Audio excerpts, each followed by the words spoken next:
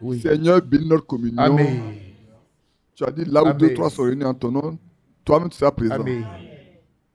C'est en ton nom que nous sommes réunis. Merci. Aussi, nous attendons à ce que ton nom soit présent. Que toi-même tu y sois. Pour recueillir nos prières. Merci, Seigneur. Pour répondre à nos besoins. Amen. Pour exaucer nos cris. Seigneur, aide de nous parler également. Amen. Parce que nous sommes réunis pour que tu parles Merci. à nos cœurs. Au nom de Jésus-Christ. De sorte qu'en sortant d'ici, nous ne sommes plus les mêmes personnes. Amen. Nous sommes changés, Amen. transformés à l'image de Jésus. Guéris les malades, Au nom de Jésus-Christ. console les affligés, soutiens ceux qui sont faibles, Amen. de sorte que le plus faible soit comme David. Amen. Accorde-le, je te prie, Merci, Seigneur. au nom de Jésus-Christ. Oui. Mais nous avons besoin également que tu interviennes pour oindre celui qui va parler, afin qu'il parle par le Saint-Esprit envoyé du ciel, et que les cœurs soient disposés à le recevoir, pour être semblable à toi, semblable à Jésus-Christ. Sois loué et glorifié, et exauce-nous au nom de Jésus-Christ, nous te prions. Amen. Amen. Que Dieu nous bénisse. Nous avons terminé dimanche passé, nous avons parlé de l'amour, c'est ça, non? Nous avons terminé ce chapitre avec l'amour. Je pense que je vous ai donné beaucoup de passages à lire, certainement. Et qui a pu lire? Souvent, quand il pose la question, il y a très peu de ceux qui ont lu. Hein? Écoutez, écoutez. Vous devez écouter ce qui a été apporté. Que Dieu vous bénisse. C'est vrai qu'il faut qu'on puisse... Oui, il me situe pour la question.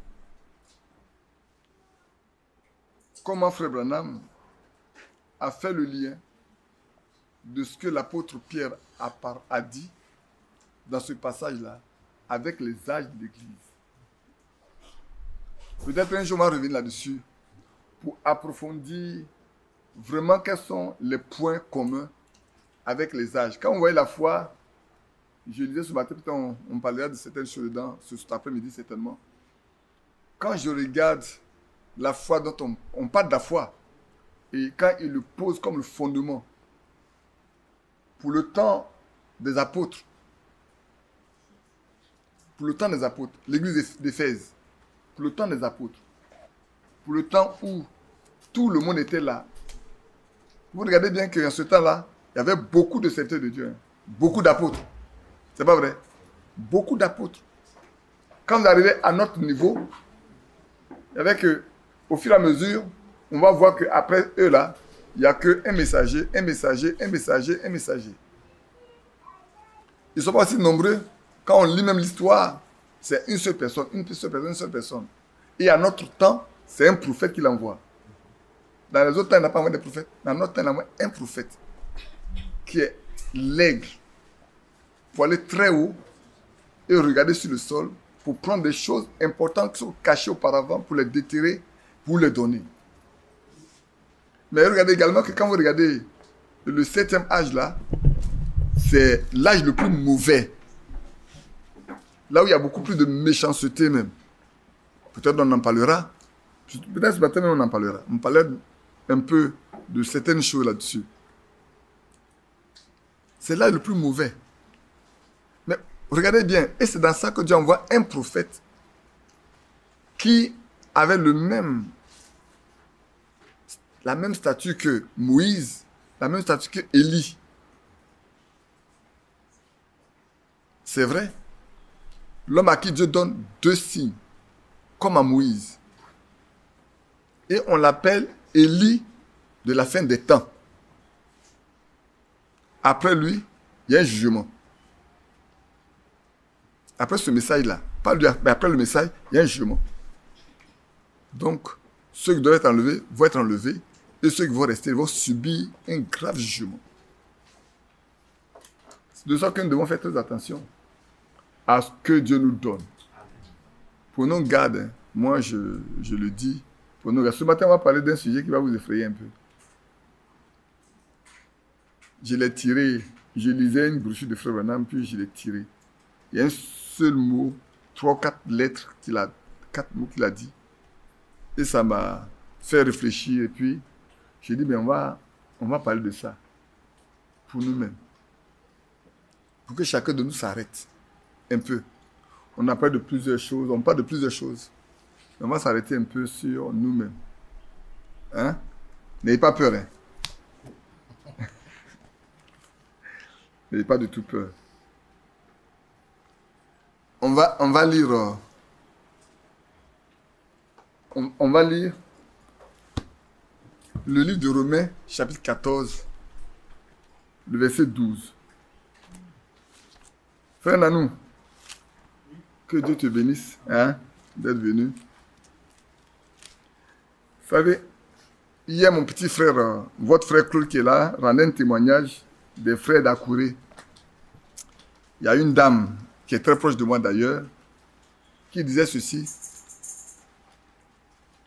Claude, tu peux parler de ce que Marie-Claire t'a dit là.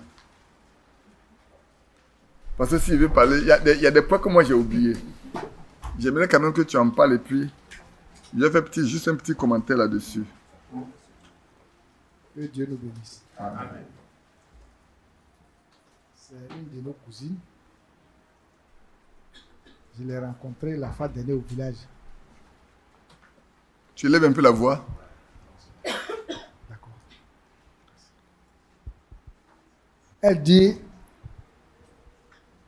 notre église là, elle est bonne. Et que depuis que certains sont entrés dans cette église, ils ont changé. Amen. Amen. Amen. Mais ce qui la concerne, elle là, on a trop de totems. Donc c'est ça qui fait sa difficulté. Que Dieu nous permette de comprendre. Amen. Ouais, si moi je parlais, j'allais dire autre chose. C'est vrai, j'ai voulu que lui-même le dise. Pourtant, il m'en a parlé à... C'est avant-hier, non? Mais c'est avant-hier qu'il m'en a parlé. Mais j'ai réfléchi au thème qu'il a utilisé là. J'ai tout oublié. Ce que j'ai pu retenir seulement, c'est qu'il y a beaucoup de personnes qui ont été changées, qui ont été transformées. Leur vie n'est plus ce qu'elles étaient avant. Maintenant, le totem là, j'ai cherché, j'ai dit, mais qu'est-ce qu'il a dit? J'ai cherché parce qu'elle ne veut pas venir, elle ne peut pas venir. Ce qu'elle appelle totem, c'est quoi? C'est que la vie est trop difficile. La mise en pratique de la parole là est trop exigeante. C'est ce qu'elle appelle totem. C'est pas que comment on appelle ça? Vous observez ça. Non, non, c'est pas ça. Quand elle voit comment les gens doivent vivre, on ne doit plus faire les fêtes d'initiation, on ne doit plus faire ceci, on doit marcher avec Dieu, on doit s'habiller comme ça et tout ça là. Pour elle, c'est des totems. Ces totems font que... Mais si elle est destinée à la vie éternelle, amen, le temps viendra. Amen. Même si son lit de mort, elle peut appeler pour qu'on prie pour elle. Même son lit de mort, Dieu peut lui faire grâce. Si elle a reconnu déjà qu'il y a des personnes qui sont venues, elles connaissaient leur vie avant, leur manière de faire avant. Et maintenant, elle voit la différence entre leur passé et leur présent. C'est un témoignage pour elle-même et contre elle-même. Oui, c'est un témoignage pour elle-même et contre elle-même. Tu sais que c'est bon. Mais toi, tu dis, c'est trop dur. Si les autres sont venus et puis ça a changé, c'est qu'ils n'ont pas fait un effort. On a le temps de parler. Moi, je la connais. On a le temps de parler ensemble. Donc, on va aller à partir du verset 10 de Romains 14. Mais toi, pourquoi juges-tu ton frère? Ou toi, pourquoi méprises-tu ton frère? Puisque nous comparaîtrons tous devant le tribunal de Dieu. Car il est écrit, je suis vivant, dit le Seigneur, tout genou fléchira devant moi, et toute langue donnera gloire à Dieu. Amen. Ainsi chacun de nous rendra compte à Dieu pour lui-même. Amen. Amen. Alors j'ai pris textuellement, tel que Frère Branham l'a dit, rend compte de nos vies. Chacun de nous aura rendu compte de sa vie, de la vie que Dieu lui a donnée. Et l'apôtre Paul dit ici, chacun de nous rendra compte à Dieu pour lui-même. beaucoup ne font pas attention que nous devons en rendre compte. Dans Matthieu 12, comme il est écrit, j'aime bien lire ce passage-là. Matthieu 12, je vais vous le lire. Et puis après, on va revenir posément, tranquillement, pour voir certaines choses. Lisons Matthieu 12. Et ce passage, j'aime bien le dire. Souvent quand certaines personnes parlent, je leur dis, frère, faites attention. Voilà ce qui est écrit dans Matthieu 12, 35, 36 et 37. L'homme bon tire de bonnes choses de son bon trésor. Et l'homme méchant tire de mauvaises choses de son mauvais trésor. C'est faux? C'est vrai. Si tu es bon, il ne peut sortir de toi que ce qui est bon. Amen. Si il sort de toi ce qui est mauvais, c'est que c'est ce qui est mauvais qui est en toi là qui sort. Oui. Tu ne peux pas vivre, et j'aime le dire toujours, frère, on ne peut jamais manifester dehors ce qui n'est pas dedans. C'est pour ça que, voilà un gros manguier qui est là. Il a porté beaucoup de mangues, de bonnes mangues. Ce matin, je suis là, je regardais, je dis, mais il y a de grosses mangues, mais on ne peut pas les clipper, elles sont hauts. De très bonnes mangues. C'est un mauvais manguier, elle a donné de mauvais fruits. Mais c'est un bon manguier. Et tout a produit selon son espèce. Amen. Et c'est vrai. Qu'est-ce que nous produisons aujourd'hui? Qu'est-ce que nous donnons aujourd'hui? Que faisons-nous aujourd'hui? Quelle vie avons-nous aujourd'hui? Que produisons-nous en réalité? On parlera tout à l'heure, il dit, nous rendons compte de nos vies. Il dit, à la fin là, il dit, ne regardez pas hein, aujourd'hui, regardez ce qui est à venir. Parce qu'à l'avenir là, chacun rendra compte de la vie que Dieu lui a donnée, ici-bas. Il va te poser la question, qu'est-ce que tu as fait de la vie qu'il t'a donnée? Qu'as-tu fait? Et c'est pour ça qu'ici, c'est important. L'homme bon. Mais qui peut être bon sans Dieu? Quelqu'un a dit, bon maître, il dit qui est bon. Il dit Dieu seul est bon. Amen. C'est pas ce que le Seigneur a dit? Donc si le Seigneur dit, un homme bon, c'est celui en qui Dieu habite qui peut être bon. Amen. Celui en qui Dieu n'habite pas là, il peut pas être bon. Donc il ne peut pas sortir une bonne chose de quelqu'un en qui Dieu n'est pas. Tout ça, c'est de ce qui est bon. À nous de nous regarder. Qu'est-ce qui sort de nous? Qu'est-ce qui sort de moi? Qu'est-ce qui sort de toi? Qu'est-ce que tu apportes dehors que les gens voient? Si quelque chose de bon en toi, c'est ce qui est bon là qui va sortir. S'il y a rien de bon en toi, alors tu verras que rien de bon ne va sortir de toi. Et il poursuit. Et il le dit bien, le mot est très fort, frère. L'homme bon tire de bonnes choses de son bon trésor. Le bon trésor se trouve dans notre cœur. C'est là où Dieu vient habiter. Amen. C'est notre cœur qu'il vient habiter. On a un chant d'occasion. Hein? Le trésor là. Où est ton trésor? Là est ton cœur. Ah. Ton cœur ne se trouve que là où est ton trésor. C'est pas vrai? Bon. Et ici, le bon trésor de l'homme, ça se trouve dans son cœur. De son cœur ne peut sortir que ce qui est bon. Si ce n'est pas le cas, c'est ce qui est mauvais là, qui va sortir. Tu ne peux pas faire autrement. Et je poursuis. Je vous le dis. C'est le Seigneur qui parle. Hein? Au jour du jugement, les hommes rendront compte de toute parole vaine qu'ils auront proférée. Même pas prononcée, mais proférée. Oui. Au jour du jugement là. Ce que tu auras dit là, peut-être tu as oublié, mais ça a enregistré, ça t'attend. Dans Malachie 3, il a dit, ceux qui craignent l'Éternel se parlaient l'un de l'autre. Et un livre fut ouvert devant Dieu, n'est-ce pas? Amen. Donc c'était écrit. Oui. Mais ceux qui ne craignent pas Dieu aussi ont parlé. C'est aussi écrit. Pour eux aussi, il y a un livre. Ce jour-là, ce que tu as dit, un jour que tu as oublié, va sortir. J'écoutais encore un message, frère me parlait de encore Daniel Carré. cet homme cet grand évangéliste qui a gagné des âmes qui, peut-être il a fait il a fait une vision ou il a fait un songe où il est parti au ciel, il est devant la porte de la belle, il dit bon, Daniel Carré, il est arrivé, il va rentrer. Et puis l'ange lui dit attends, le gardien, il dit mais attends. Comment t'appelles? Il dit Daniel Carré, il dit mais attends que je regarde dans le cahier là, dans le livre là pour voir si ton nom est écrit. On prend le cahier, on fouille, son nom n'est pas là-bas. Il dit, mais comment? Moi, Daniel Carré, je gagne des âmes à Christ, et puis maintenant, ici, là, vous dites, mon nom n'est pas dedans. Il dit, mais non, on ne peut pas traiter ton problème ici, parce que ton nom n'est pas dedans. Donc, tu ne peux pas rentrer. Tout ce que tu peux faire, c'est de faire appel au trône blanc. Tu veux faire appel au trône blanc, il dit, mais qu'est-ce que je peux faire d'autre que ça? Alors, il va aller faire appel au trône blanc. Comme Paul a fait appel à César, il fait appel au trône blanc. Et au fur et à mesure, il partait, le trône devient plus blanc, plus blanc, plus blanc, plus blanc, plus blanc, plus blanc, plus blanc, toute sa vie est devant lui. On lui pose la question. Tu n'as jamais menti? A toujours dit la vérité? Tu n'as jamais rien pris qui appartient à quelqu'un?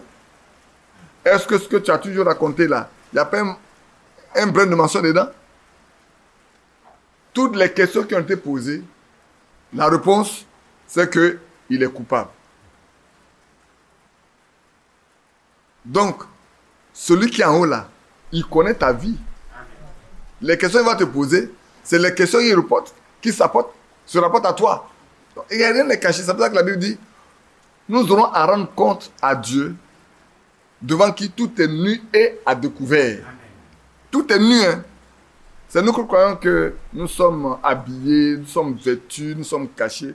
Devant lui, tout est nu. Il n'y a rien de secret. Alors nous aurons à rendre compte de nos vies. Chacun de nous aura à rendre compte de sa vie. Et il continue. Car par tes paroles, tu seras justifié. Et par tes paroles, tu seras condamné. Souvent, on ne fait pas attention. Hein? Parce que tu dis là, Dieu te justifiera.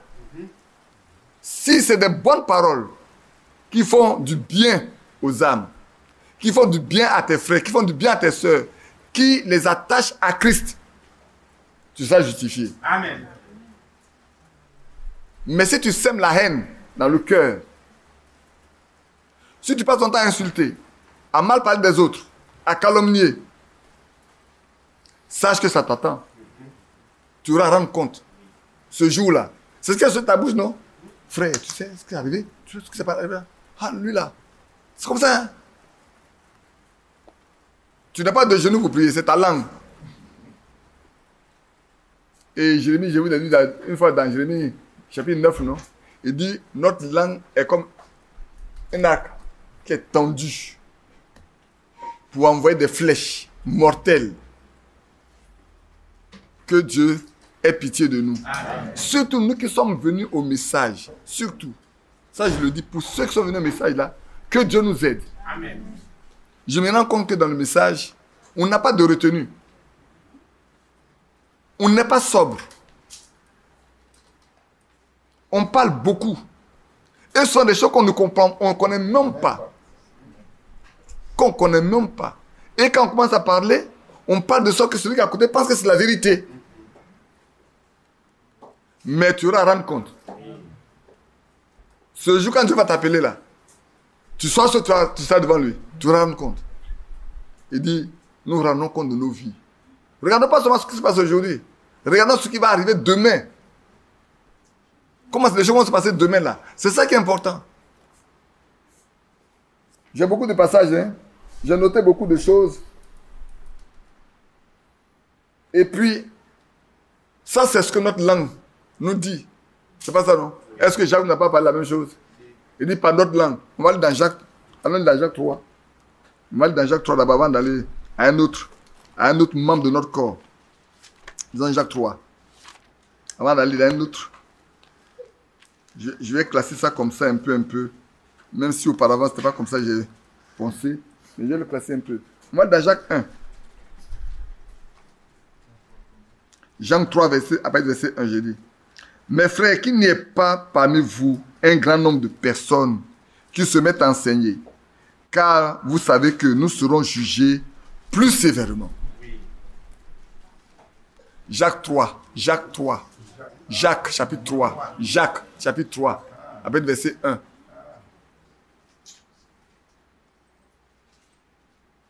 Qu'il n'y ait pas beaucoup de membres, de personnes qui se mettent à enseigner.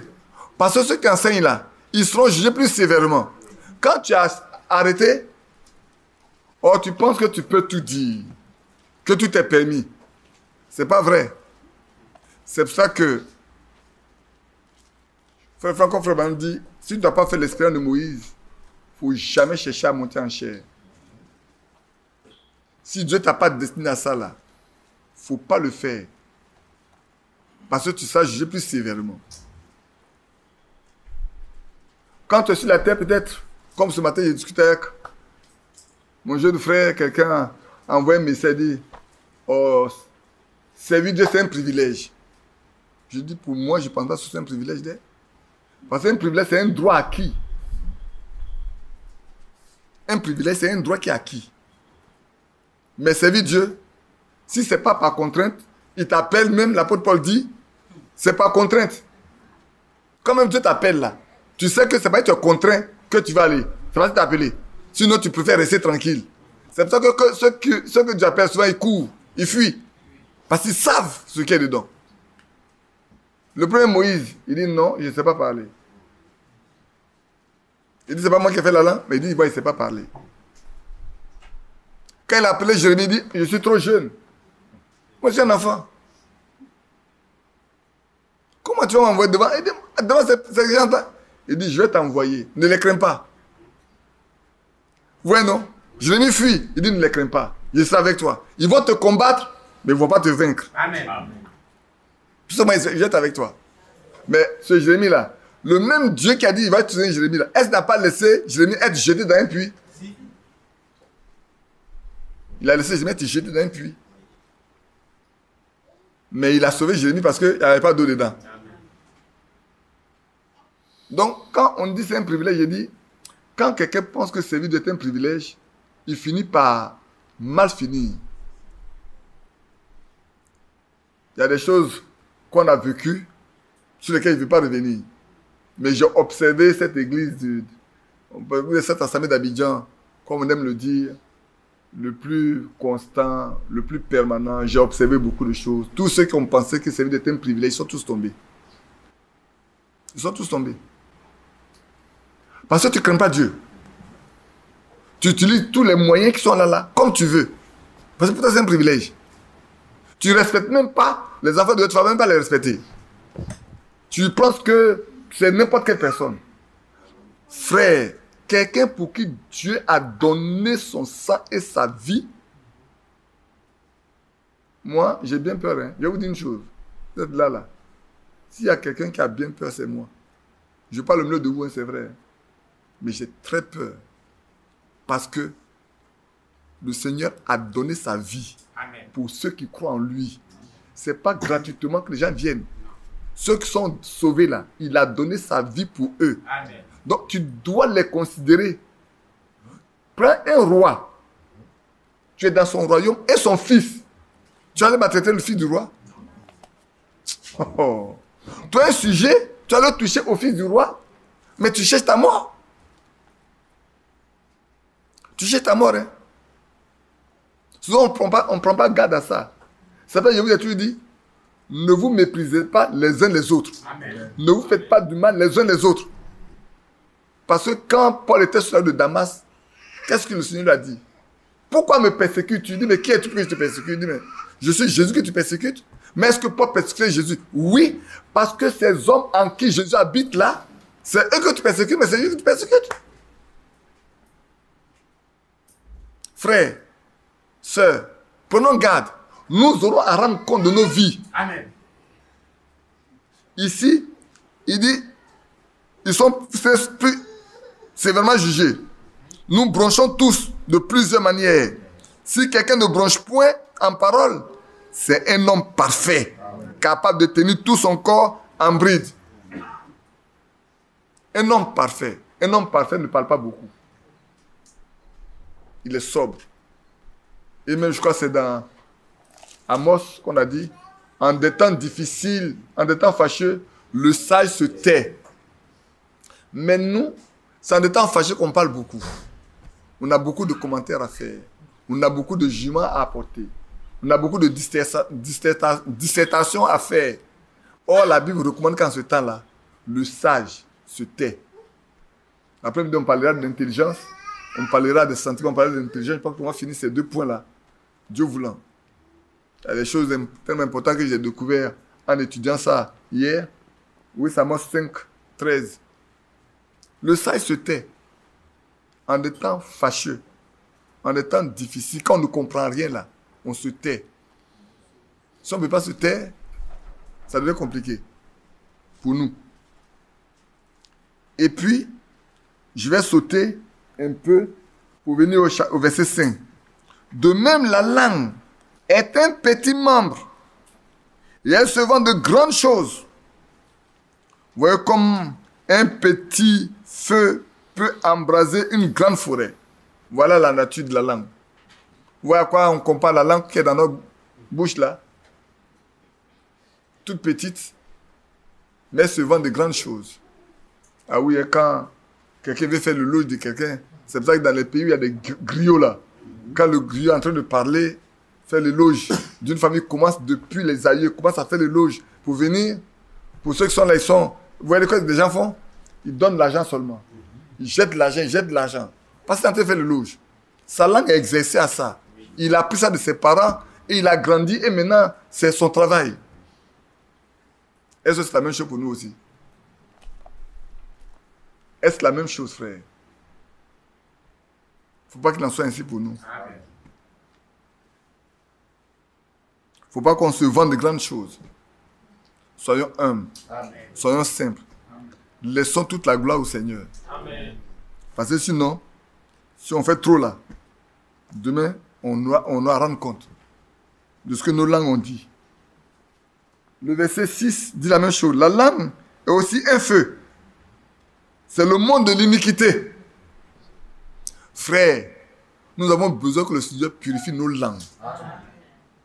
Il purifie nos langues là. Il la nettoie pour que ce qui sort de notre bouche là soit sain, soit agréable, soit assaisonné, soit des éléments qui encouragent les autres. C'est un feu. C'est le monde de l'iniquité. Le monde de l'iniquité, l'iniquité, c'est des choses qu'on sait devoir faire, qu'on ne fait pas. Et ce qu'on sait qu'on ne doit pas faire, qu'on fait. Un homme qui fait ce que la Bible dit qu'on ne doit pas faire, là, tu commets l'iniquité. Et ce que la Bible dit, tu dois faire, puis tu ne fais pas, là, tu commets l'iniquité. Tu le sais, et puis tu ne fais pas. Et c'est ça la langue. Notre langue qui est dans notre bouche, là, c'est un monde de l'iniquité. C'est le monde dans lequel les gens, on sait l'utiliser plus ou moins. J'ai dit à un politicien qui est venu chez moi, je vous ai déjà dit ça une fois. Il dit, nous, même hier, avant-hier, vendredi, mais c'est jeudi, j'ai une de mes nièces qui est passée ici, on me parlait, dit, mais est-ce que le chrétien ne peut pas faire la politique? J'ai dit non.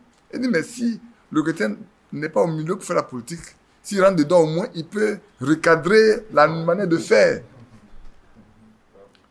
J'ai dit, je vais te poser une question. Est-ce qu'en politique, on peut aimer son projet comme soi-même? Elle dit non. C'est la question de poser à un politicien d'abord. Un politicien qui dit les chrétiens, et je lui pose la question, est-ce qu'en politique, tu peux aimer ton projet comme toi-même? Il m'a dit non, mais si tu ne peux pas aimer ton projet comme toi-même, la Bible dit aime ton projet comme toi-même. Si tu ne peux pas le faire, ça ne peut pas faire la politique. Il n'y a pas deux manières d'expliquer ça. On ne peut pas aller chercher d'autres choses. On prend les versets, voilà ce que la Bible dit. Est-ce que ça peut se faire là-bas? Non. Ça ne peut pas se faire là-bas. Toi, ton pied ne peut pas aller là-bas. Et aujourd'hui, il y a des chrétiens qui ont la langue comme des politiciens. Leur langue là, c'est une langue de politiciens. Comme Jean-Marie me dit, ils ont la langue des diplomates. Ils savent tourner la langue dans un sens comme dans un autre. Frère, le chrétien ne doit pas être comme ça. Le chrétien doit être tout droit. Amen. Que notre oui soit oui, amen. Que notre non soit non. Amen. Tout ce qu'on ajoute là vient du diable. Ça vient du malin. Le chrétien doit dire oui, c'est oui, non, c'est non. Tu s'arrêtes là. Tu dis seulement la vérité. Tu dis seulement ce que tes yeux ont vu. Faut pas dire autre chose. Ce que tes yeux n'ont pas vu, il ne faut pas dire. Un jour, j'ai posé une question à quelqu'un. Quelqu'un m'a dit, tu étais là quand ça se faisait? Tu étais présent? Il me dit, non, est-ce que tu étais présent? Si tu n'étais pas présent, dis-moi qui t'a dit. C'est comme la fois dernière, quelqu'un m'a parlé, dit, laquelle mot il a employé? Il a envoyé un truc bon. En termes, si je veux comprendre, ça a pris tellement d'ampleur avant, l'ampleur. Ça a pris tellement d'ampleur que je dis, bon, ça a pris beaucoup d'ampleur. Il dit, oui, bon, d'accord. Donne-moi le nom des personnes qui sont dans la liste là. Et puis, je vais voir. Comme ça, tu as convoqué chacun et puis on va s'asseoir parler. Il ne peut plus le donner le nom. Donne-moi la liste. Comme tu dis, ça a pris d'ampleur, une grande ampleur. Ça a pris une grande ampleur, ça, beaucoup de personnes sont infectées. Il faut les aider à sortir de là. Amen. Donc, donne-moi la liste de ces personnes-là. Ils n'ont qu'à venir. Moi, je vais les rassembler. Et puis, on va leur poser des questions. Et vous savez, vous racontez trop de choses qui ne sont pas vraies. Et qui vont vous condamner. Il ne peut plus me donner la liste. Il dit, bon, va te lever, va voir la personne avec qui tu vas parler, va parler avec lui. Va parler à cette personne. Il ne faut pas mettre quelqu'un d'autre dedans.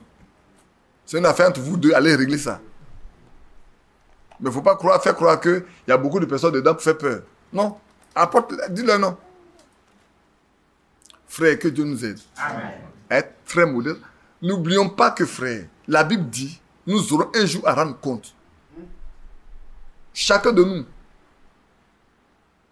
Chacun de nous. Hein. Les prédicateurs auront à rendre compte. Les croyants auront à rendre compte. Chacun aura rendre compte de sa propre vie. Poursuivons un peu avec... ici, c'est vrai quand on regarde, on pense que c'est seulement les prédicateurs, mais non. Ce n'est pas les prédicateurs seulement, c'est tous les croyants. La langue est placée parmi nos membres, souillant tout le corps.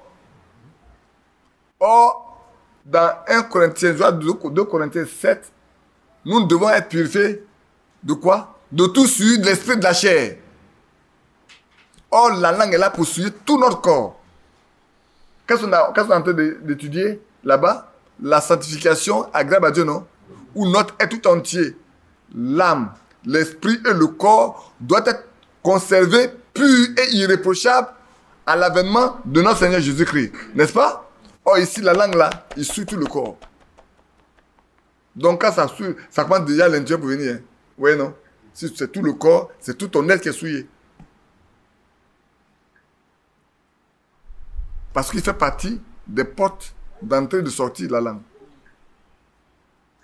Il est assis là, dans le parler, la bouche. C'est une porte de sortie et d'entrée. C'est vrai, non? Donc, en sachant que demain, tu seras jugé. Maintenant, il faut te laver. Ça va dans la chanson cantique là. Il faut te plonger dans le sang. Le seul moyen pour que le passé soit passé, plonge-toi aujourd'hui. Et lave-toi. Laisse-toi te purifier pour que tu sortes tout blanc. Alors ton passé sera passé. Et ton présent sera le présent de Jésus. Est-ce qu'il y a mis? Bon, on va voir le verset 13. Disons le verset 13. Lequel d'entre vous est sage et intelligent? On parlait de l'intelligence cet après-midi. Qu'il montre ses œuvres par une bonne conduite avec la douceur de la sagesse. Amen. Lequel parmi vous est sage et intelligent? On veut le connaître par quoi? Par ses œuvres, par sa conduite et par sa douceur, la douceur de sa sagesse. Si ce n'est pas le cas, tu n'es pas sage, tu n'es pas intelligent. Ce soir, cet après-midi, on parlera de l'intelligence. Et vous allez voir, vous savez, souvent on parle de certaines choses, on dit que le dictionnaire doit être baptisé du Saint-Esprit. Il dit c'est un sacrilège. Mais j'ai découvert dans le dictionnaire que j'ai lu hier nuit, un élément, là je parle devant les professeurs là. On a mis l'intelligence, c'est, je vais vous le donner, tel que c'est écrit, comme ça, Je ne vais pas dire autre chose que ce que j'ai écrit. L'intelligence. Où es-tu, l'intelligence? Laissez-moi vous trouver l'intelligence. L'intelligence, c'est une faculté de l'esprit. C'est une faculté de l'esprit. Et puis, quand ils ont mis faculté d'esprit, ils ont mis un tiret comme ça, comme une flèche. Esprit, non, âme, esprit. Je dis, quoi? Ils ont mis faculté d'esprit, et puis ils ont mis une flèche comme ça. Ils ont mis l'âme d'abord, et puis ensuite l'esprit. Je dis, mais c'est paradoxal. Vous voyez des académiciens qui nous montrent que l'âme est à l'intérieur de l'esprit. La chose dont ils n'ont pas d'accord. Ils n'ont pas, quand on va il dit, c'est une faculté de l'esprit. Et puis, donc, même le tirer. Âme, esprit. J'étais arrêté là, à regarder, à méditer. Je dis, mais le Seigneur est bon. On dit, c'est pas. Frère, je vais vous dire une chose. Tous les intellectuels ne sont pas des païens. Amen. Amen. Pascal n'était pas un païen. C'est ça. Le philosophe Pascal n'était pas un païen. Moi, j'ai lu les écrits de Pascal. Le conseil qu'il a donné à ses congénères philosophes aussi dit, nous on croit, vous ne croyez pas. C'est une chose. Nous on se prive, vous ne vous privez pas. C'est une chose. Si on va là-bas qu'il n'y a pas de Dieu, personne ne dira qu'il a gagné, personne ne dira qu'il a perdu. Mais si on va là-bas qu'il y a vraiment un Dieu comme nous le croyons, il y a un groupe qui va perdre. Donc je vous donne le conseil de croire dès maintenant. Amen. Ah oui, c'est un païen. Mais peut-être c'est un croyant.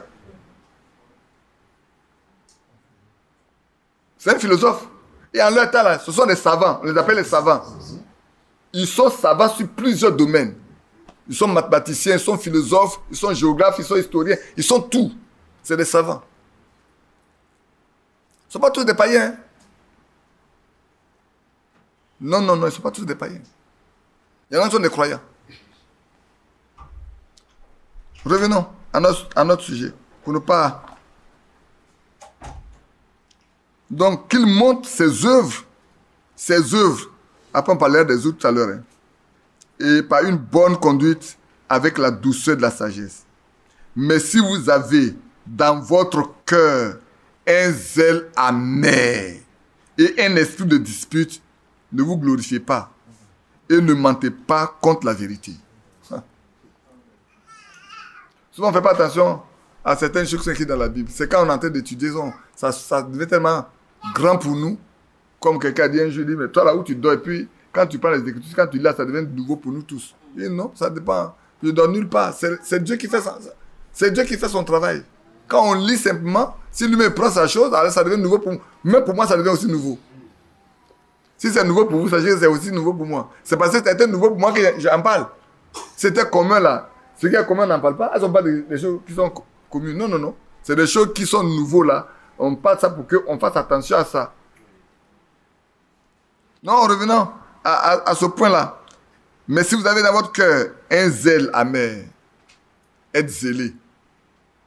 Parce que la Bible dit, nous devons avoir pour chaussure à nos pieds quoi?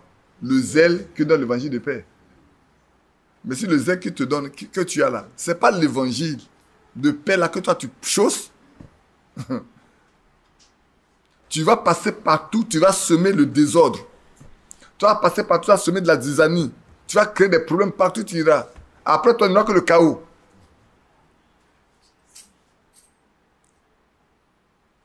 Cette sagesse n'est point celle qui vient d'en haut, mais elle est terrestre, charnelle, diabolique. Amen. Cette sagesse-là, ce zèle amer-là, n'est point celle qui vient d'en haut. Elle ne vient pas de Dieu, mais elle est terrestre. Ce que le premier Satan, Lucifer, a communiqué là, pour tromper là, et puis quand il a été héritier là, c'est ça. C'est un zèle amer, un zèle diabolique, un zèle terrestre. Que ça ne soit pas pour nous. Parce que nous allons rendre compte des œuvres. On va en parler tout à l'heure. Ici bien dit, oui non. Qu'il montre ses œuvres. Le verset 13 dit qu'il montre ses œuvres. Que Dieu nous bénisse. Amen.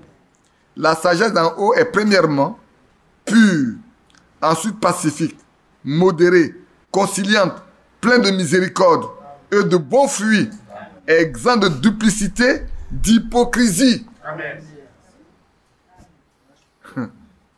C'est très fort, hein? Oui. Jacques a écrit. Par le Saint-Esprit, Jacques a écrit. On peut le relire. La sagesse d'en haut est premièrement pure, ensuite pacifique, modérée, conciliante, pleine de miséricorde, de bons fruits, exempt de duplicité et d'hypocrisie. Alors, quand vous verrez un frère, une sœur qui a une double nature, faites attention. Quand vous verrez un frère, une sœur qui a une double nature, elle est hypocrite. Prenez garde. Prenez garde. Les mauvaises compagnies corrompent les bonnes mœurs. Et puis j'aime bien toujours parler des transferts d'esprit. Prenez garde. C'est là où tu lui dis, sa main là dans la main de qui, pour que moi il mette ma main dans sa main. Si ce n'est pas dans la main de qui, surtout sa main qui est là-bas là, je vais garder ma main dans ma poche. Je ne vais pas la payer. Je ne vais pas payer. Hein. Parce qu'après tu payes ça très cher. Et cash. Donc frère, le fruit de la justice est semé dans la paix par ceux qui recherchent la paix. Amen. Si quelqu'un recherche la paix, il va semer le fruit de la paix, de la justice. Partout il passera. Parce qu'il veut que partout les gens soient en paix. Et la Bible dit, ceux qui apportent la paix sont appelés fils de Dieu. C'est seulement ceux qui sont fils de Dieu qui peuvent apporter la paix. Amen. Si tu n'es pas fils de Dieu, tu ne peux pas produire la paix. Ce n'est pas possible. Tu ne peux pas procurer la paix. Ce n'est pas possible. Ce que tu n'as pas, tu ne peux pas donner. C'est faux? Quand tu n'as pas d'habit, tu peux donner l'habit. Non. Tu n'as pas de choses, tu peux donner. Tu peux pas. C'est ce que tu as là que tu peux donner. Ce que tu n'as pas, tu ne peux pas donner. Que Dieu nous aide à avoir tout ce qui est nécessaire pour que nous puissions les offrir aussi à nos frères et sœurs. Et que nous ne soyons pas hypocrites, nous ne soyons pas dupliques. Que notre sagesse vienne d'en haut, qu'elle apporte la paix pacifique. Elle soit modérée, pas exagérément exubérant. Et puis, elle doit chercher la conciliation. On doit être conciliant. On doit pouvoir faire la réconciliation. Souvent, il y en a qui ne savent pas faire la réconciliation. Pourtant, on dit on est chrétien. Et la Bible dit que nous avons l'esprit de la réconciliation. Il nous a donné l'esprit de la réconciliation. Celui qui n'a jamais été réconcilié avec Dieu ne peut pas être réconcilié avec les autres. Non. Il faut avoir fait l'expérience de la réconciliation avec Dieu d'abord. Autrement, ce n'est pas possible.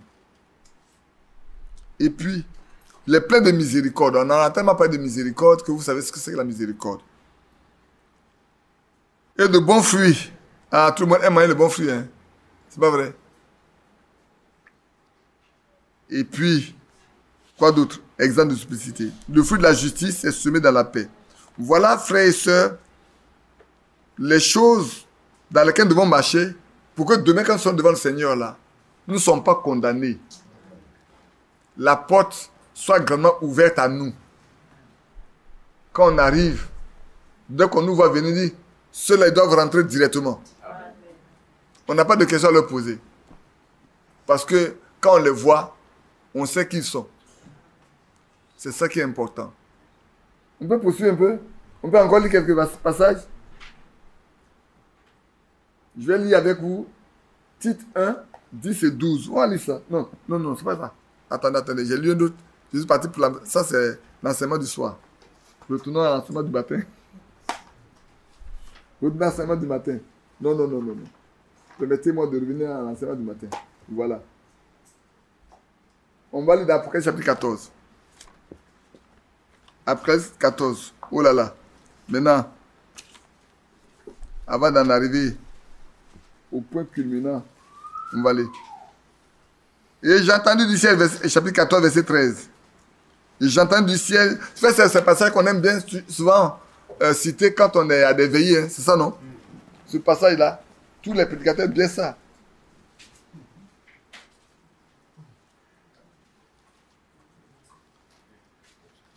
Pour consoler nos frères, pour consoler les parents. Pour montrer que notre frère est parti se reposer, notre soeur est partie se reposer. On aime bien ce passage-là. Après, chapitre 14, verset 13. 14, verset 13.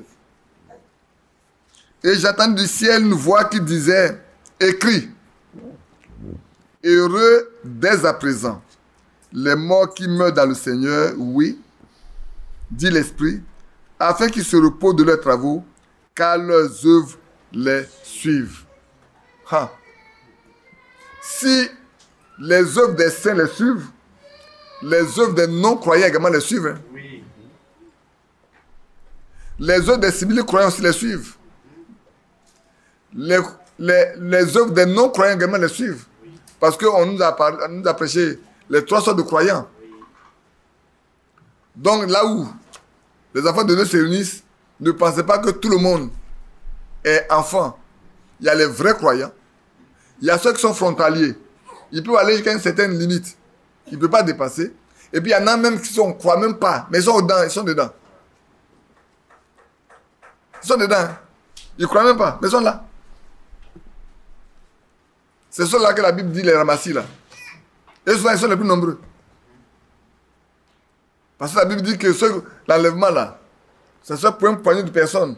Petit troupeau. Le jour où j'ai prêché ça, les gens ont commencé à m'appeler petit troupeau. Petit troupeau. Votre patrouille bon de vous dans le royaume. Oui, c'est un petit troupeau. Ce n'est pas un grand nombre de personnes. C'est un petit troupeau. C'est pour ça que, frère, que Dieu lui-même nous mette dans ce petit troupeau-là. Nous prenons ça pour être dans ce petit troupeau. Hein. Vous ne pouvez rien faire pour être dans ce petit troupeau. C'est lui qui vous met. La fois dernière, j'ai dit, vous voyez, quand nos sœurs vont au marché, ils achètent un beau pagne. C'est pour aller faire une robe, pour aller faire une jupe. Quand elle dépose ça chez le tailleur, elle met le patron dessus, il découpe. Et puis ça partie, il peut faire la jupe. Et l'autre partie, il laisse. Mais c'est le même morceau de paille. Pas le même morceau de paille. Mais il y a une partie qui reste, il y a l'autre partie là qui est bien cousue, qui est pour quand il peut dire, ah mais ton habit est joli, hein. Mais tu es bien vêtu. Tout le monde apprécie ça. Mais c'est la même chose dans la foi. Ce grand tissu là, Dieu lui-même va découper, et puis va prendre un là qui va enlever. Les autres vont rester. Mais ce n'est pas donné à tout le monde. Et ceux à qui c'est donné là, ils savent comment suivre Dieu, comment marcher avec Dieu. Il ne faut pas d'effort, hein. C'est Dieu qui les conduit. C'est Dieu qui les conduit. Parce qu'ils lui appartiennent. Il dit, mes brebis entendent ma voix et ne suivent pas un étranger. Amen. Ceux que le Père m'a donné viendront. Amen. Ceux que le Père m'a donné, déjà il a donné, ils vont venir. Je les garderai et je les reçois le dernier jour. Amen. Nul ne peut les ravir de mes mains. C'est vrai, il dit, frère, vous savez, il y a vous dit une chose. Ce n'est pas la peine de vous battre. Vous ne pouvez pas changer les conditions de qui que ce soit. Si quelqu'un est dans la pète là, vous ne pouvez pas changer. Même Jésus n'a pas changé la situation de Jésus là. Il a changé? Non. Est-ce que Dieu a changé la situation d'Ésaü? Non. Hein? Pourtant, Ésaü est le premier-né. Mais il est destiné à régner le droit de naissance. Quand le mot est venu, il a régné. Celui que Dieu a mis avant leur naissance là. C'est à lui le droit de naissance est revenu. Dites-moi. On a fait quelque chose pour que le droit de naissance là passe d'Israël à nous les païens? Non. Regardez comment Jacob a croisé les bras pour bénir les 2 enfants de Joseph.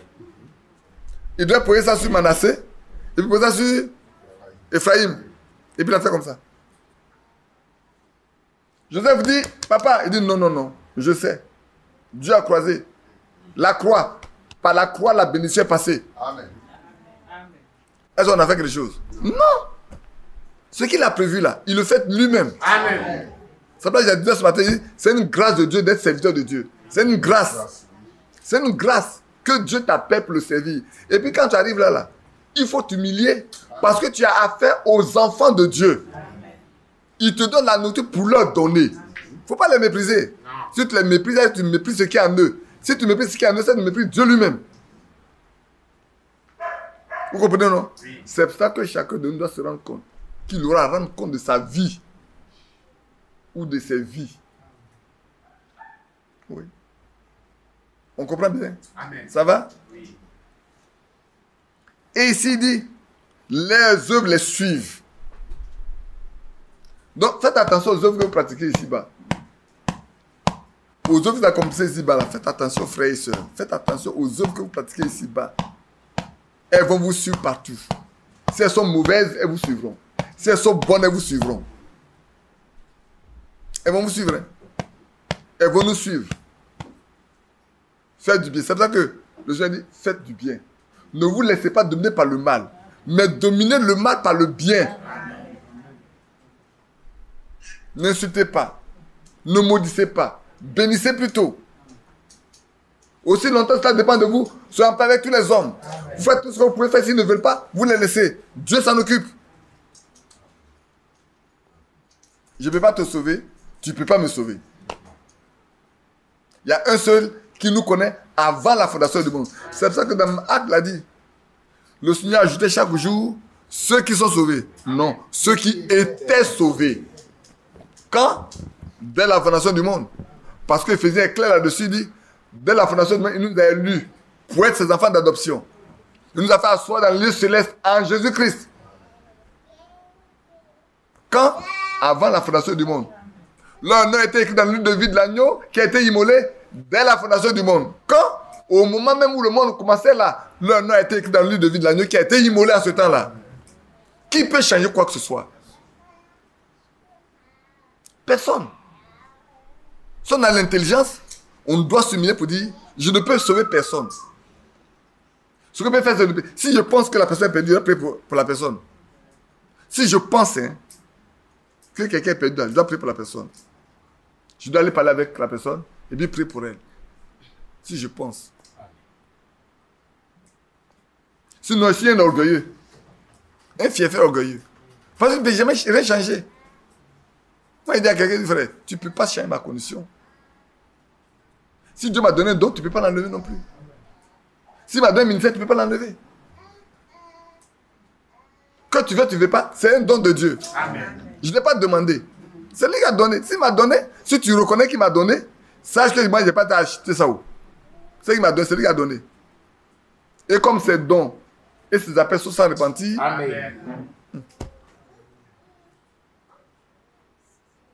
vous voyez, regardez, je prêche un peu, j'ai laissé les poètes prêcher un peu. Regardez Paul. Qui pourrait penser que Paul, là, il pourrait être sauvé? Un tueur, on pourrait dire un tueur à gage. Lui, il prenait plaisir par les persécuter. Il prenait plaisir à ça. Au point, il pouvait rendre son témoin et dire, j'ai donné mon accord, au moins on devait tuer Étienne, la lui lapider. Moi, mais c'est moi qui ai pris les habits de ceux qui doivent lapider Étienne. J'ai pris leurs habits. Pour qu'ils lapident Étienne. Mais Dieu au ciel le connaissait. Amen. Il savait comment il allait finir. Dans quelles conditions il allait finir. Et ce qu'il allait faire. Quand le temps est arrivé, Dieu même l'a attrapé. Ah. Il dit, Paul, viens ici. Tu vas me servir maintenant. Et même quand il partage, il dit, il faut sortir de là. Les gens ne vont pas accepter ton témoignage. Il dit, c'est même ils me connaissent. Il dit, il faut sortir. On ne discute pas avec Dieu, frère. Tout ce qu'on discute avec Dieu là, après ils ont eu. Moïse a discuté, il a failli mourir. Il n'est pas dit non. Frère, ne discutons pas avec Dieu. Amen. Parce qu'un jour, nous aurons à lui rendre compte. Donc, nos œuvres vont nous suivre. Et si nos œuvres vont nous suivre, nous devons faire attention aux œuvres que nous pratiquons. La Bible dit, Dieu a préparé des œuvres que nous devons pratiquer. Amen. Donc, regardons les œuvres que nous pratiquons. Est-ce que c'est ce que Dieu a préparé pour nous, les saints? Et le fait sont les œuvres juste des saints, non? C'est ce que Dieu a préparé, là, celle que Dieu a préparée pour nous, là. C'est ça qui doit être les habits que nous allons porter. C'est ce qui est écrit dans Apocalypse 19, non? C'est pas ça qui est écrit. On va le lire dans Apocalypse 19, qu'on voit bien. Avant de revenir, lisons dans Apocalypse 19, verset 7. Réjouissons-nous, soyons dans l'allégresse et donnons-lui gloire, car les noces de l'agneau sont venues, son époux s'est préparé, et il lui a été donné de se revêtir d'un fin lin éclatant et pur, car le fin lin, ce sont les œuvres justes des saints. Ces œuvres-là, c'est ce que Dieu a, Apocalypse 19, versets 7 et 8. Ces œuvres-là, c'est ce que Dieu a préparé pour que nous les pratiquions. Un fils de Dieu ne peut pas pratiquer autre chose que ce que Dieu a préparé pour lui. C'est pour ça que le Seigneur Jésus dit, je l'ai noté, bon, on va peut-être l'après-midi, mais je le dis en même temps, dans Jean 8, 29, il dit, moi je ne suis pas seul, je fais toujours ce qui lui est agréable. Je ne fais pas ce que je veux. Les œuvres que je pratique là, ce n'est pas moi qui le veux, c'est ce qu'il m'a dit de faire là que je fais. Et nous également, nous devons savoir qu'est-ce que Dieu a dit que nous devons faire. Qu'est-ce que Dieu a préparé pour nous, que nous l'accomplissons. C'est pour ça qu'il est bon de connaître la volonté de Dieu. On va revenir là-dessus. Hein. Je n'ai pas oublié qu'on doit parler de la volonté, de la connaissance de la volonté de Dieu. On va revenir là-dessus. Mais ce matin, parlons de ce que un jour, chacun de nous devra passer là pour être jugé, pour voir la vie que Dieu t'a donnée. Qu'as-tu fait de cela? On a parlé de la langue, on a parlé des œuvres. On peut poursuivre encore un peu. 1 Corinthiens 3. J'aime bien vous promener souvent. 1 Corinthiens 3. On va lire du verset 10 au verset 15. 1 Corinthiens 3. Je vais lire à partir du verset 9. Car nous sommes ouvriers avec Dieu. Vous êtes le champ de Dieu, l'édifice de Dieu. Selon la grâce de Dieu qui m'a été donnée, j'ai posé le fondement comme un sage architecte. Et un autre a bâti dessus. Mais que chacun prenne garde à la manière dont il bâtit dessus. Amen. Que chacun prenne garde. Pourquoi? Car personne ne peut poser un autre fondement que celui qui a été posé, savoir Christ, Jésus-Christ. Or, si quelqu'un bâtit sur ce fondement avec de l'or, de l'argent, des pierres précieuses, du bois, du foin, du chaume, l'œuvre de chacun sera manifestée. Car le jour le fera connaître, parce qu'elle se révélera dans le feu. Et le feu éprouvera ce qu'est l'œuvre de chacun. Amen. Ah oui. Le feu. Le feu de Dieu va éprouver l'œuvre de chacun. Ça va, non? On poursuit? On va au verset 15. Si l'œuvre bâtie par quelqu'un sur le fondement subsiste, il recevra une récompense. Si l'œuvre de quelqu'un est consumée, il perdra sa récompense. Pour lui, il sera sauvé, mais comme au travers d'un feu. Frère, sœur, vous voyez comment une fois c'est difficile. C'est bon, nous devons prêter attention. Parce que nous répondrons, nous rendons compte. Chacun de nous rendra compte à Dieu, pour lui-même. Chacun, hein, nous tous sommes là. Chacun. Je ne vais pas rendre compte pour ce que tu fais. Non. Toi, tu ne rendras pas compte pour moi de ce que je fais. Non. Tu rendras compte pour toi-même. Chacun de nous rendra compte pour lui-même. Vous savez, les pharisiens ne savaient pas qu'ils prenaient un engagement assez difficile le jour où ils ont dit qu'il soit crucifié et que son sang retombe sur nous et sur nos enfants. Ils ne savaient pas que c'était un engagement trop grave qu'ils prenaient ce jour-là. Mais plus tard, ça s'est révélé comme tel. C'est pour ça que, frère, que nous ne nous précipitons pas de trop vite parler. Amen. Ils ont vite parlé, sans mesurer la conséquence de ce qu'ils disent. Oh, débarrasse-toi. Non, crucifie-le vite, crucifie-le. Que son sang retombe sur nous et sur nos enfants. Aïe! Oui. Quand le sang a commencé à retomber sur eux-mêmes et sur les enfants, parce qu'ils ont subi ce que l'empereur Titus a fait. Là, ils ont subi, ils ont payé. On dit, la Bible dit, l'histoire dit que le sang a coulé comme de l'eau. C'était sans pitié que l'empereur Titus, ce Romain est venu pour détruire la ville, détruire le temple, détruire tout. On n'a laissé qu'un seul mur qu'on appelle le mur de lamentation aujourd'hui. Mais pourquoi? Parce qu'ils ont vite parlé. Ne pas mesurer la conséquence. Bien-aimé, Que Dieu nous aide. Amen. Et que nous soyons sages et sobres. Maintenant, souvent, quel objectif nous poursuivons? Quel but poursuivons-nous dans notre vie? Pourquoi agissons-nous de telle façon, de telle façon? Qu'est-ce que nous cherchons? La gloire des hommes? Plaire aux gens? Ou bien, ce que nous faisons, c'est pour juste amener les gens à marcher le Seigneur? Ou aider les gens à servir le Seigneur? Si c'est le cas, Dieu nous bénira. Amen. Mais c'est pour disperser, nous le paierons aussi. Hein. Souvent les gens ne savent pas. Ah oui, oui. Quel est le motif de tes actes? Pourquoi poses-tu ces actes-là? Pourquoi agis-tu ainsi? Pourquoi parles-tu de cette façon? Qu'est-ce que tu cherches en réalité? Qu'est-ce qu'on cherche quand on parle? Vous savez, quelqu'un a dit, si tu as quelque chose à dire, il faut savoir si c'est important, si ça peut apporter quelque chose de bon. Mais si ça ne peut pas apporter quelque chose de bon, tais-toi. Tu paraîtras sage que de parler. Et souvent, les gens appellent ça le blanc. Ceux qui disent le blanc. Le blanc, c'est le silence. Le silence, c'est un langage. Se taire là, c'est un langage. Tu peux parler à quelqu'un sans lui dire quoi que ce soit. Il parle, et puis tu te tais. Ça fatigue plus, hein? Parce qu'on ne sait pas ce que tu penses. On ne sait pas ce que tu vas dire. On ne sait pas ce que tu as fait. On parle, toi tu es tranquille, tu es tranquille. Soyez tranquille. Amen. Gardez le calme. Amen. Ne vous précipitez pas. Soyez tranquille, frère. Soyez tranquille, sœur. Regardez au Seigneur qui fait tout. Amen. Toutes choses bonnes en son temps. Amen.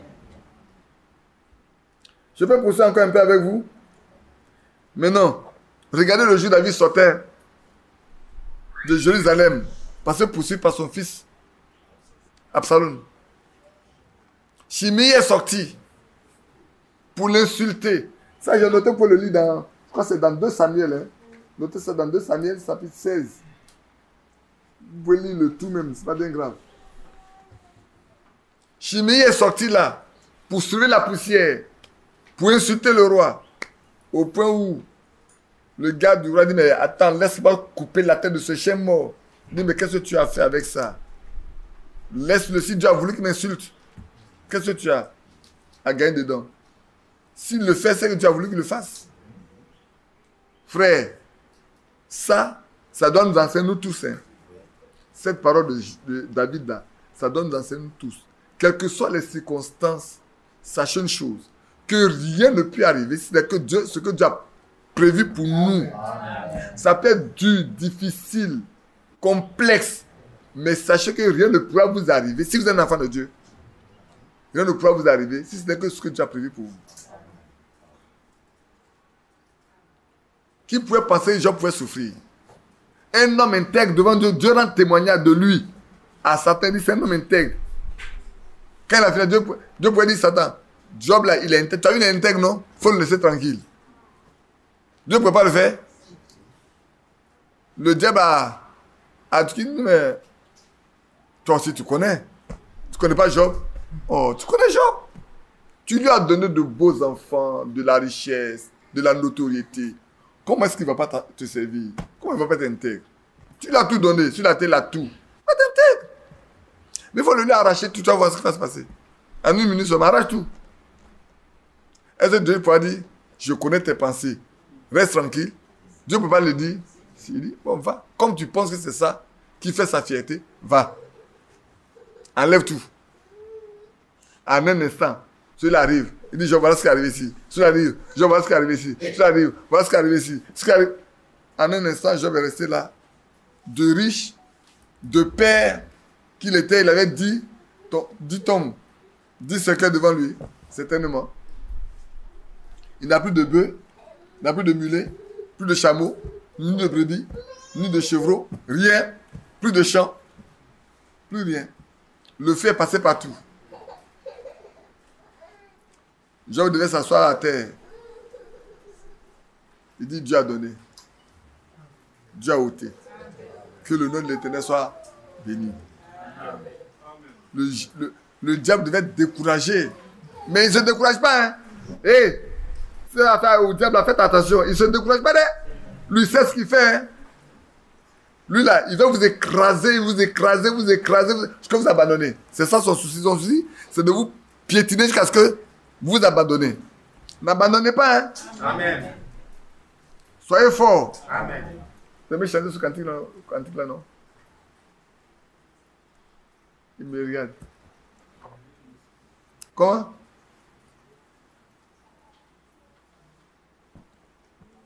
Je peux chanter avec vous. Maintenant, je chante plus les cantiques, j'oublie tellement vite les mélodies.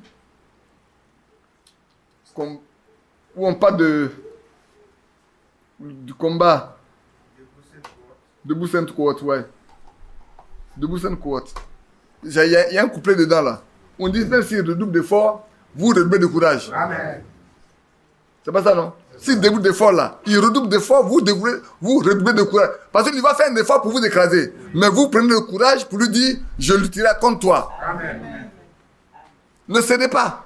Le Seigneur a combattu pour nous donner chaque centimètre carré de terrain. Nous devons combattre pour garder chaque centimètre de terrain que le Seigneur a accompli pour nous. On ne doit rien céder à Satan. Amen. On ne doit rien lui céder. Hein. Il pensait que Job allait lui céder une partie du terrain. Job est resté tranquille. Il n'est pas fatigué de monter et voir Dieu. Il fait exprès. Hein. Il dit, mais tu as vu Job, il n'a pas abdiqué. Hein. Il n'a pas abandonné. Il a encore été toujours intègre. Il dit, oh. Toi, tu fais comme si tu ne connais pas. Ce qui est extérieur là, ça ne fait rien. Si tu enlèves tous les biens, il va travailler encore, il va avoir. Mais, il faut lui donner la maladie là. Tu vas voir. Quand son corps va souffrir là, son âme va être dans l'amertume, il va te maudire. Il dit, je te donne l'ordre, mais tu ne touches pas sa vie. Amen. Tu ne lui mènes pas la mort. Tu ne touches pas sa vie. Hein. Ce que tu veux faire son corps là, va. Je ne sais pas quelle potion magique il est parti fabriquer. Dès qu'il a déversé sa tête nette là, en un instant, tout le corps de Job est devenu pourri. Au point où il est obligé de prendre un tesson là pour s'asseoir là, pour gratter son corps. Ah! Ouais, comment le diable est méchant? Ouais, le diable, il ne vous aime pas, un frère. Tout ce qu'il veut là, c'est de vous faire mourir. Lui, il vient chercher.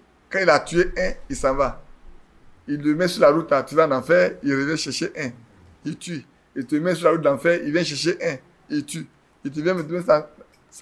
Parce qu'il ne veut pas aller sur là-bas. Donc, il fait que les gens le devancent d'avance. Lui, il est là, il fait. C'est pour ça que quand vous lisez l'Apocalypse, chapitre 20, là, on dit, un moment va arriver, avant dans le millénaire, on va l'enfermer. Comme ça, il ne sera pas là pour séduire. Quand il va être enfermé là, il n'y a plus de séduction. Il y aura la paix seulement. Amen. Aussi longtemps que Satan n'est pas descendu sur la terre pour tuer Adam et Ève, ils étaient en paix.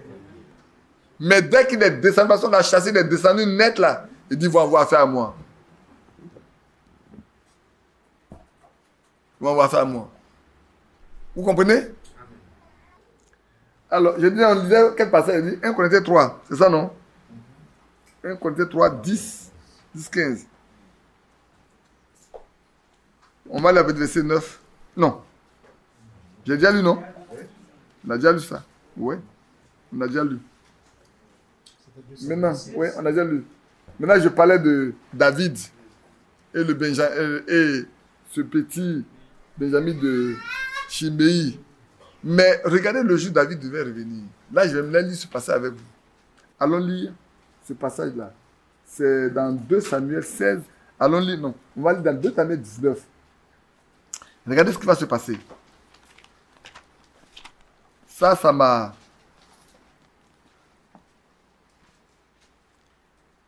« 2 Samuel 19. On va lire après le verset 18.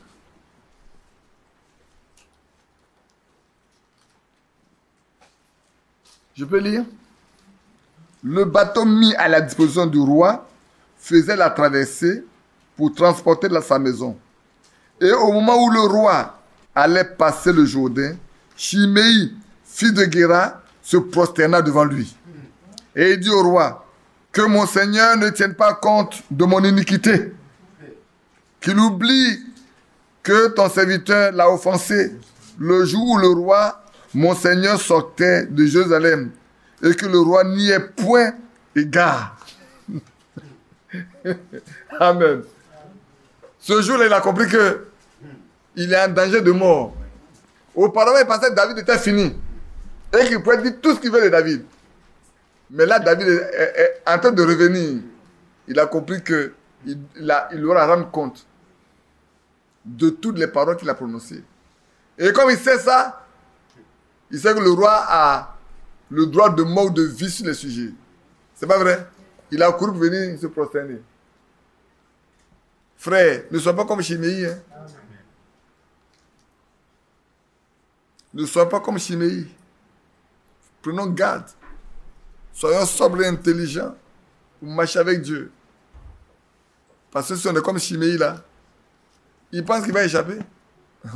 Plus tard, il va payer. Plus tard, il va payer.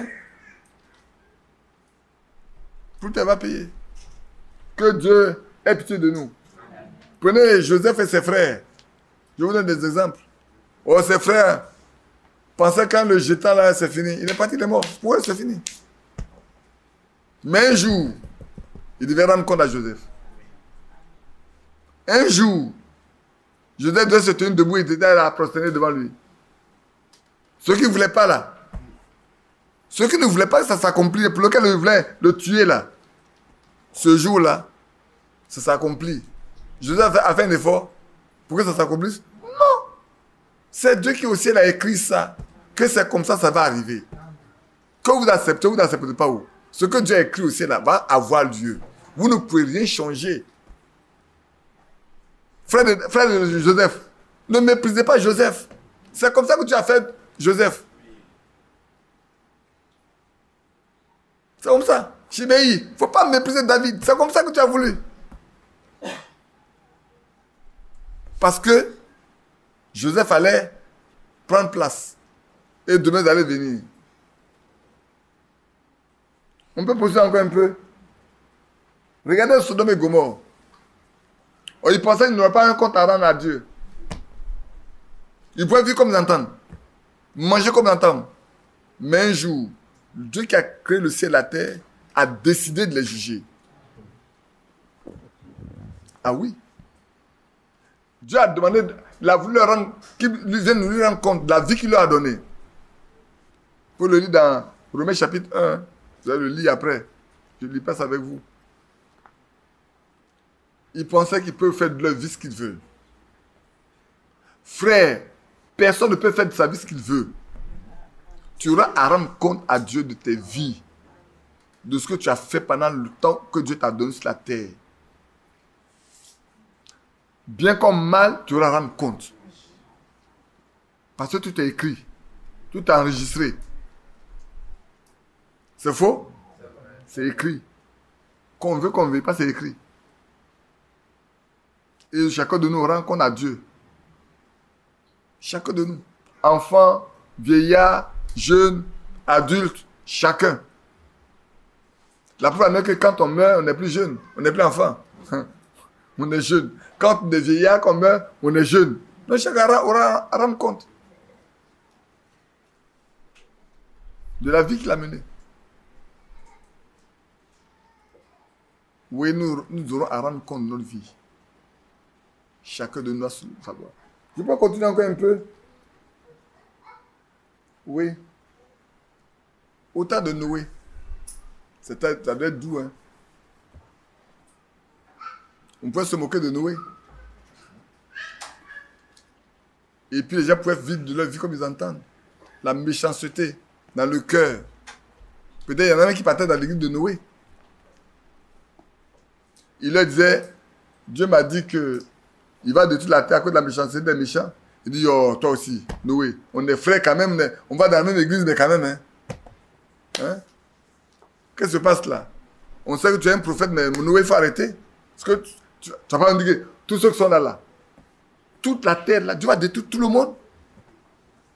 Il va juger tout le monde comme ça. Il m'a dit qu'il va détruire la terre avec de l'eau. Voilà pourquoi il me demande de construire l'âche. Mais on va construire l'âche, on va rentrer dedans.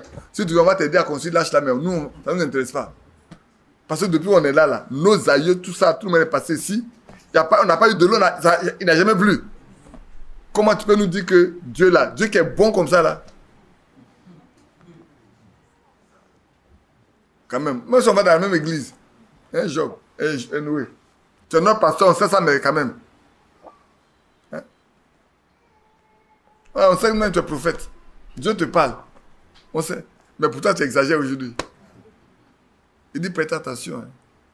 Quand on venait dans Matthieu 24, notez ça. Matthieu 24, je crois le verset, notez le verset là. 38, 39, je crois. Prenez 35 jusqu'à 39, vous allez voir. On dit, il ne se doutait de rien. Jusqu'à ce que Noé est rentré dans l'âge, mais il ne se doutait de rien. Il mariait les enfants, il se mariait, il bâtissait, il construisait, il faisait tout ce qu'ils veulent. Mais il ne se doutait de rien. Jusqu'au jour où Noé rentra dans l'âge. Et le déluge vint et les emporta tous. Même ceux qui étaient dans l'église de Noé.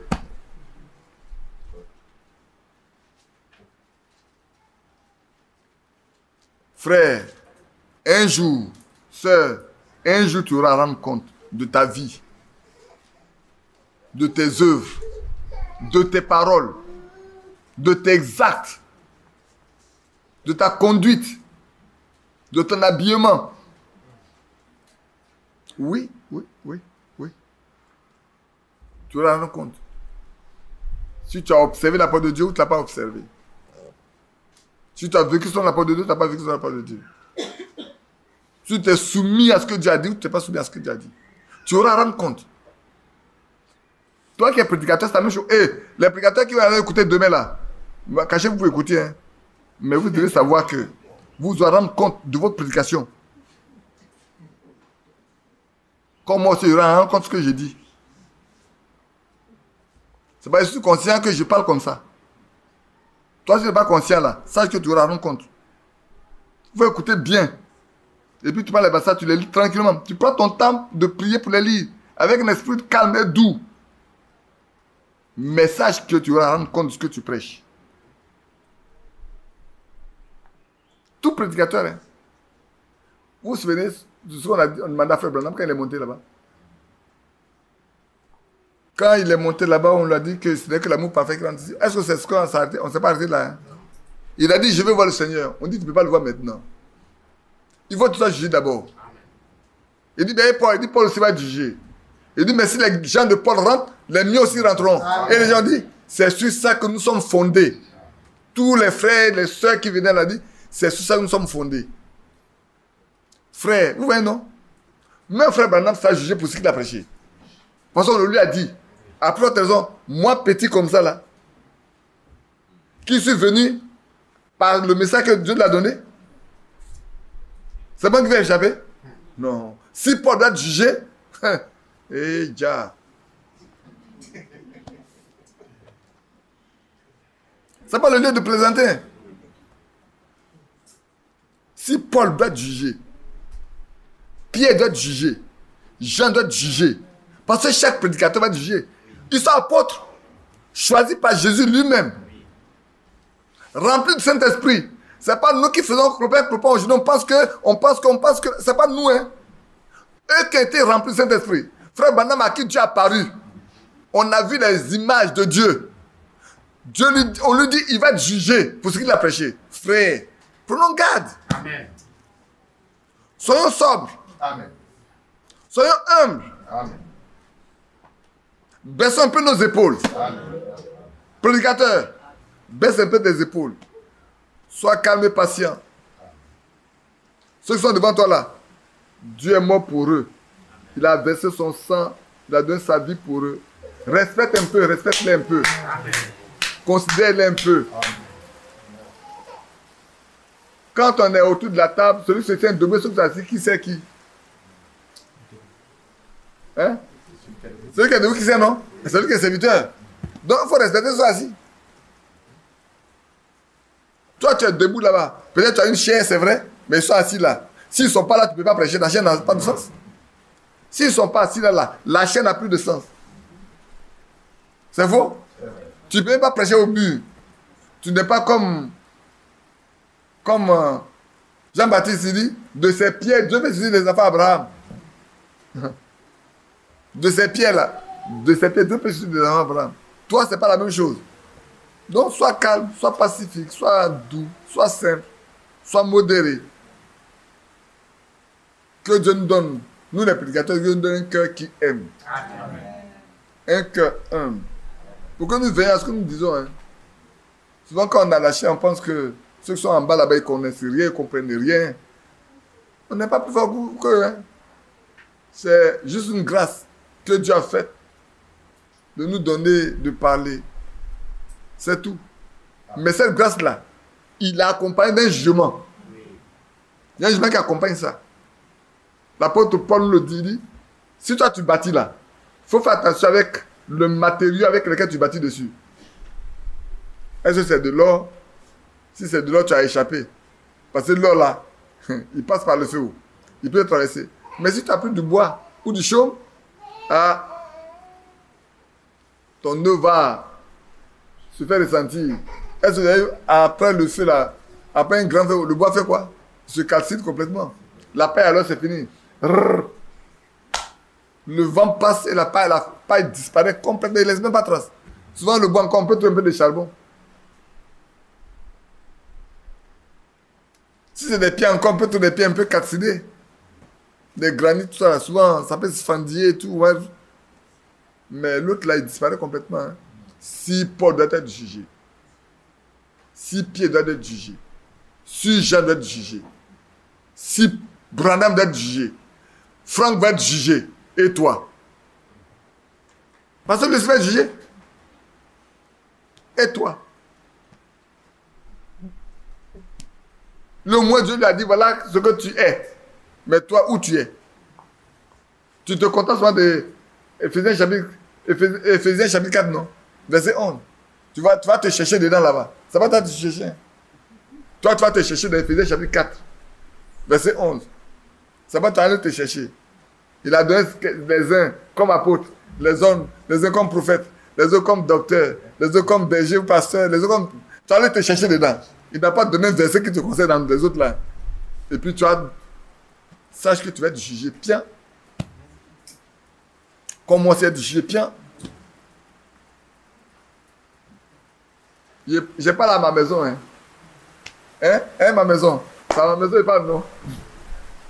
Donc, je parle comme un père qui parle à ses enfants. Ici, quand je suis là, il parle comme un père qui parle à ses enfants. Pour donner des conseils, pour dire, faites attention. Parce qu'un jour, chacun de nous aura à rendre compte de sa vie. Moi, le premier. Et vous aussi, ensuite. Prenons garde, hein, frère. Prenez garde. Je peux continuer encore un peu? Jeune fille. Et on va lire Ecclésiaste chapitre 12. Pour les jeunes gens, ce passage, je ne sais pas pourquoi dans ce temps-là, j'aime bien le lire.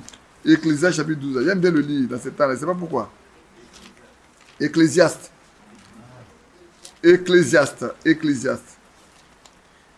c'est juste, si on clique de la gauche pour aller vers la droite, pour faire comme les musulmans, les arabes plutôt, c'est après Proverbe qu'on a Ecclésiaste. Maintenant, si tu cliques de la droite pour venir, donc tu as Ésaïe, tu as Cantique et puis tu as Ecclésiaste.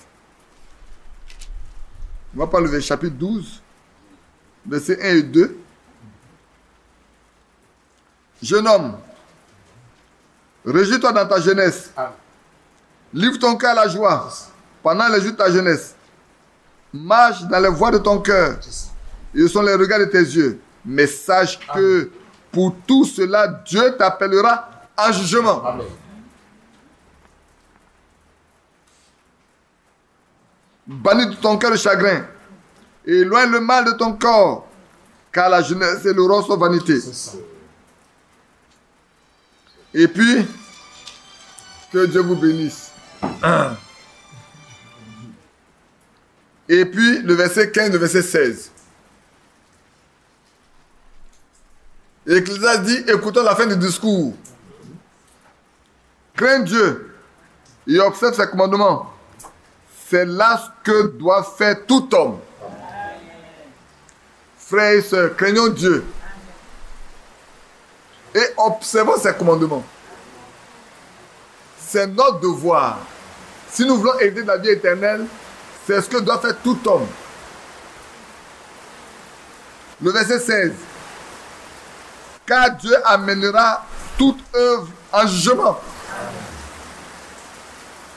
Au sujet de tout ce qui est caché, soit bien, soit mal. On fait les choses cachées quand on sait que c'est mal. Si tu fais quelque chose de bien là, tu ne te caches pas pour le faire, non? Est-ce qu'on se cache pour faire quelque chose de bien? Non. Or, lui là, quand tu dis le psaume 139, même quand tu dis que tu es dans le noir, pour lui tout est clair. Tu creuses un trou, tu bâtis une forteresse, tu es dedans, tu penses que tu es dans le noir, pour lui, il te voit. C'est pas vrai? Alors, où on peut aller se cacher? Nulle part. On est nu et à découvert aux yeux de celui à qui nous aurons à rendre compte. Nous aurons à rendre compte de nos vies. Bien-aimés, chacun de nous rendra compte de la vie que Dieu lui a donnée. C'est pour ça que dès maintenant, prenons garde à nous-mêmes. Et l'apôtre Paul pourrait dire aux anciens, dit, prenez garde à vous-même et aux troupeaux sur lequel le Saint-Esprit vous a établi évêque pour le paître. Non pas pour le dominer, mais pour le paître. Paître et dominer, c'est deux choses différentes. Nourrir et dominer, c'est deux choses différentes. Donner à manger à un enfant, tu domineras sur lui. Maman, quand vous donnez à manger aux enfants, vous dominez sur eux. Non. Malheureusement, on pense que le fait d'avoir un rôle dans une église fait de nous quelqu'un de grand, de puissant. On oublie que c'est un danger. Parce que la mise en garde est forte. Prenez garde à vous-même. Et prenez garde au troupeau sur lequel le Saint-Esprit vous a établi évêque. Si c'est l'Esprit de Dieu qui vous a établi évêque, vous craignez. Mais quand ce n'est pas lui, alors vous voulez dominer. Vous voulez écraser. Vous pensez être fort. Mais un jour, vous aurez à rendre compte. C'est ce que la Bible dit. Quand elle dit prenez garde là, ça veut dire quoi? Faites attention à vous-même, à votre manière de vous conduire, à votre manière de faire, à votre manière de parler, à votre manière d'agir envers ceux que Dieu vous a donnés. Que Dieu nous bénisse. Amen. On va lire Jean 15, 21, 22. Lesquels est déjà? Ah, mais le temps passe vite. Hein? Ouais, il est déjà 11h22. Bon. On va respecter notre temps. Jean 15, 21, 22.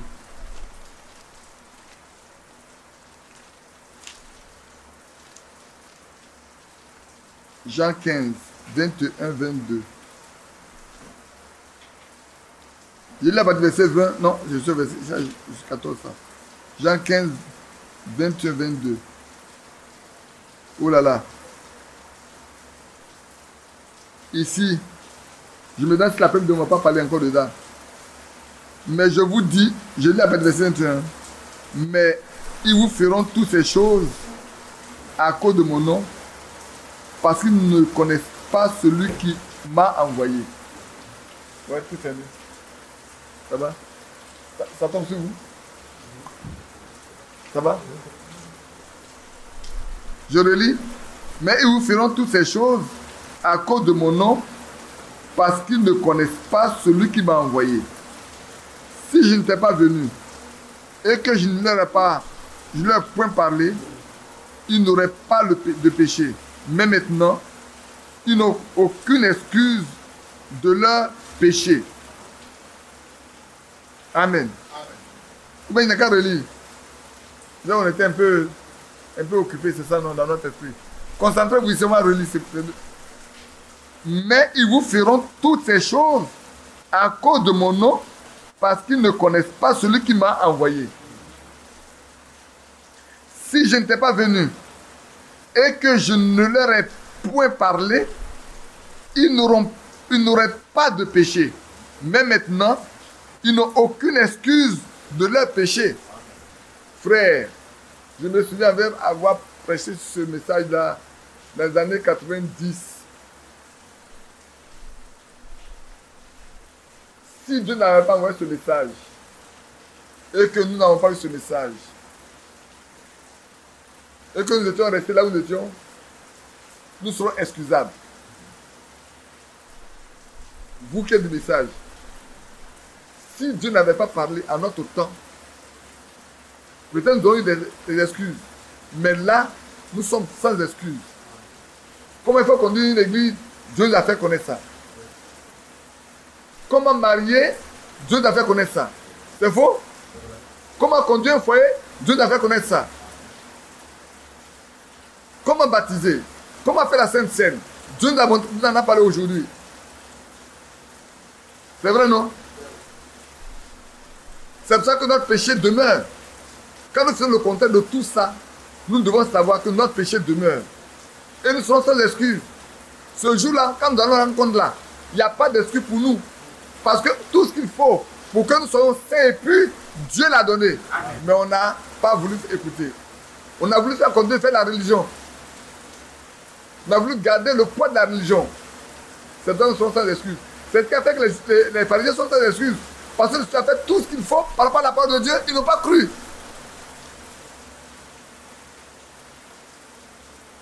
Frère, que Dieu nous aide. Amen. Afin que, au jour où nous devons passer au jugement, nous serons blancs comme neige, blancs comme laine. Que nos œuvres nous suivent, quand on regarde les œuvres là, on les met sur la Bible, ils concordent parfaitement. Nous devons être une Bible et une Bible lue. Chacun de nous doit être une Bible qu'on lit. Quand on te voit, on dit, celui-là, ça c'est la Bible. Si tu as la Bible, là, on peut juger la Bible encore? Non. Si on a la Bible, on peut juger la Bible. Comme il pleut aussi, je pense qu'il est déjà, on a fait le maximum. Que Dieu nous bénisse. Amen. Mais sachant, frère, je le répète, sachant, que chacun de nous sera amené en jugement. Et chacun aura à rendre compte au cours du jugement là, de la vie que Dieu lui a donnée. Qu'est-ce qu'il en a fait? Comment il a agi? Comment il a vécu? Sa langue a servi à quoi? Ses pieds ont servi à quoi? Ses mains ont servi à quoi? Son cœur là, qu'est-ce qu'il a donné dans son cœur? Qu'est-ce qu'il a donné son cœur pendant tout le temps qu'il a vécu? Frère, que Dieu nous aide. Amen. Et qu'il nous soit favorable au jugement, qu'il nous soit favorable. Qu'il soit favorable à chacun de nous au jugement. Que Dieu vous bénisse. Est-ce que vous l'aimez? Amen. Oh, je l'aime. Oui, je l'aime. Parce qu'elle m'a aimé et a donné sa vie pour moi.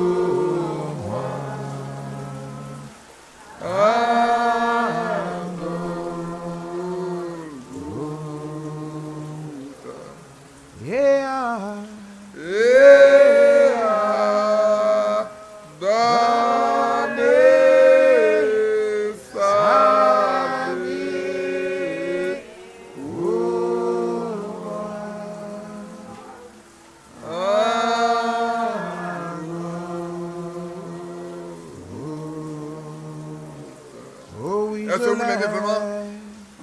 Oh, je l'aime. Oui, je l'aime. Oui, je l'aime. Parce qu'elle m'a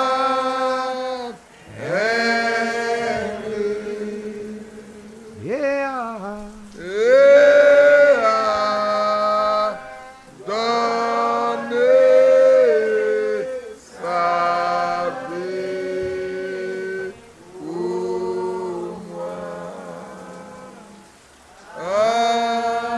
a donné sa vie pour moi.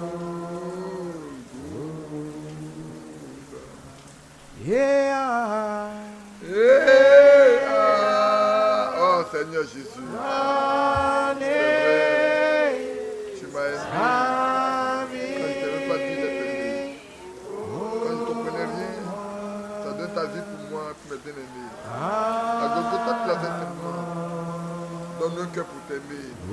et observer tes lois.